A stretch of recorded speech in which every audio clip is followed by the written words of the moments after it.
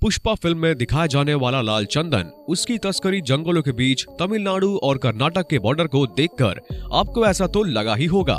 क्या आपने ऐसा कुछ पहले कभी देखा है? बिल्कुल, आपने सही गेस किया।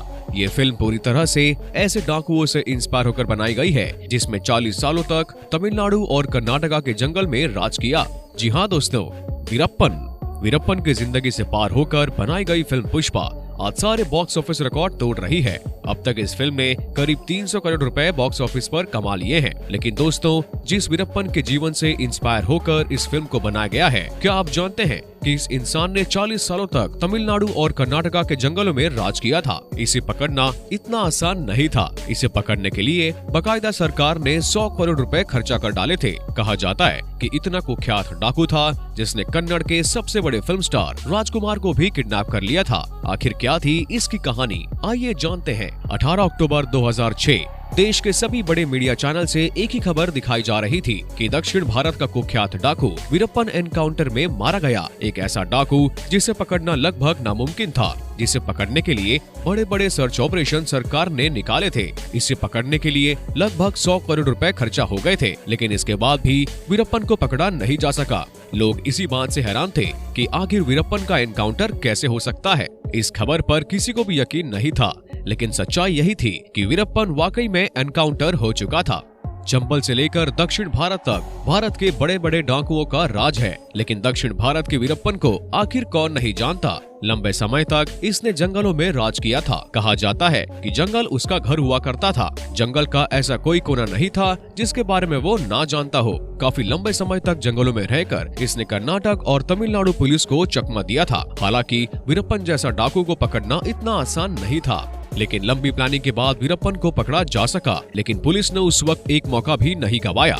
मौका पाते ही लगातार उस पर 348 राउंड की फायरिंग की गई, तब जाकर वीरप्पन को पकड़ा जा सका। डाकू बनने की इसकी कहानी तो वैसे 1962 में शुरू हो चुकी थी, जब ये सिर्फ 10 साल का था और 10 साल की उम्र में इसने तस्कर का कत्ल किया। उसी वक्त फॉरेस्ट विभाग के 3 अफसरों को भी इसने मार गिराया। वही वीरप्पन के गांव वाले के मुताबिक वीरप्पन बहुत ही गरीब परिवार से ताल्लुक रखता था।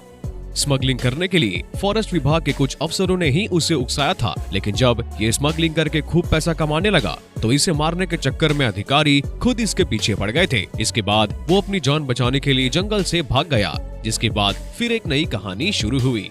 जंगलों में रहते सिर्फ 17 साल की उम्र में इसने पहले हाथी को मारा, जिसके बाद ये जंगलों में ही पला बढ़ा। जंगलों में रहकर इसने करीब 2000 हाथियों को मार गिराया था। कहा जाता है कि हाथियों के सिर ठीक बीचों बीच गोली मारता था। हाथियों को मारकर उनके दांतों की स्मगलिंग किया करता था।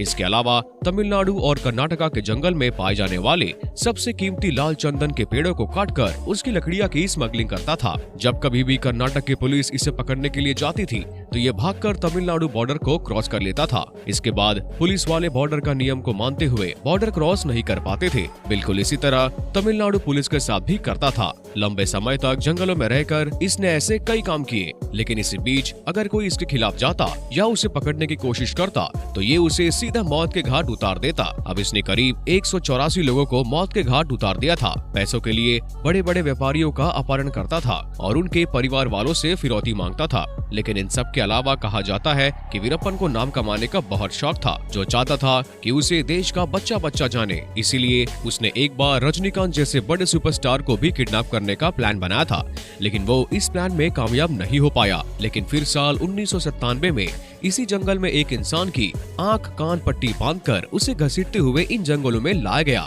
उस व्यक्ति का नाम था राजकुमार, जो कन्नड़ फिल्मों के बहुत बड़े सुपरस्टार थे। जैसे ही खबर बड़े बड़े न्यूज चैनल में लगी कि कन्नड़ फिल्म के मशहूर एक्टर राजकुमार का अपहरण वीरप्पन के द्वारा कर लिया गया है, तो लोगों में हड़कंप मच गया। लोग अब वीरप्पन का नाम जानने लगे थे।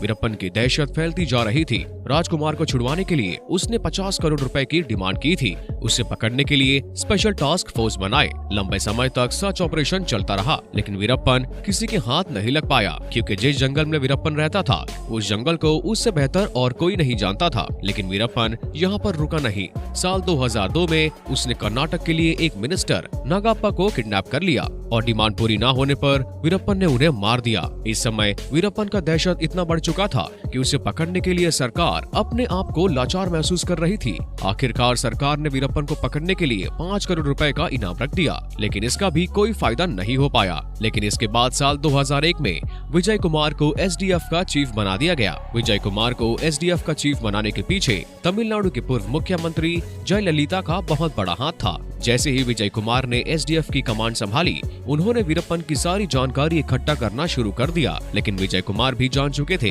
कि वीरप्पन को पकड़ना इतना आसान नहीं है। वो खुद भी जानते थे कि वीरप्पन को पकड़ने के लिए एक बेहतरीन प्लानिंग की जरूरत थी। इसके लिए विजय कुमार ने एक तरकीब लगाई। उन्होंने वीरप्पन की गैंग में अपने 2 आदमियों को घुसाने की कोशिश की और वो कामयाब भी हो गए। उनके बहुत सारे आदमी वीरप्पन की गैंग में शामिल हो चुके थे। सबसे हैरत की बात तो ये थी कि पत्तों के चरमराने से जानवर की आवाज को पहचानने वाला वीरप्पन ये नहीं पकड़ पाया कि उसकी गैंग में विजय के 2 आदमी घुस चुके थे। वक्त बदलता जा रहा था। वीरप्पन की गैंग में लोग धीरे धीरे कम होने लगे थे। लेकिन इसी बीच विजय कुमार को ये पता चला कि वीरप्पन अपनी बात को पहुंचाने के लिए वीडियो और कैमरा की मदद लेता था। वो अपना वीडियो शूट करवाता था, जिसके बाद जिस तक वो मैसेज पहुंचना होता था वो इस वीडियो के माध्यम से पहुंच जाता था। इस बीच विजय कुमार के हाथ में वीरप्पन का वीडियो लगा।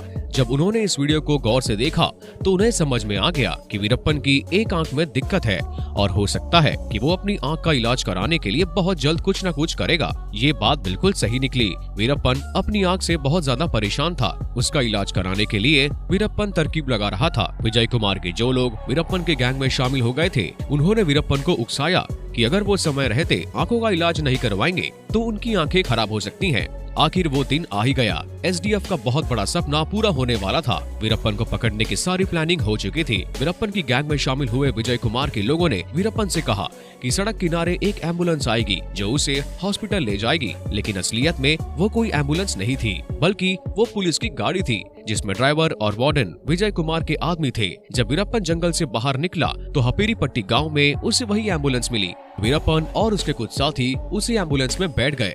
एम्बुलेंस चल पड़ी। थोड़ी दूर जाकर ड्राइवर ने कहा कि गाड़ी रोक दो और इसी बीच ड्राइवर वार्डन दोनों गाड़ी से निकलकर बाहर आ गए। जहां पर गाड़ी रुकी हुई थी वहां पर ढेर सारे पुलिस वाले छुपे हुए थे। गाड़ी जैसे रुकी, पुलिस वालों ने फायरिंग करना शुरू कर दी।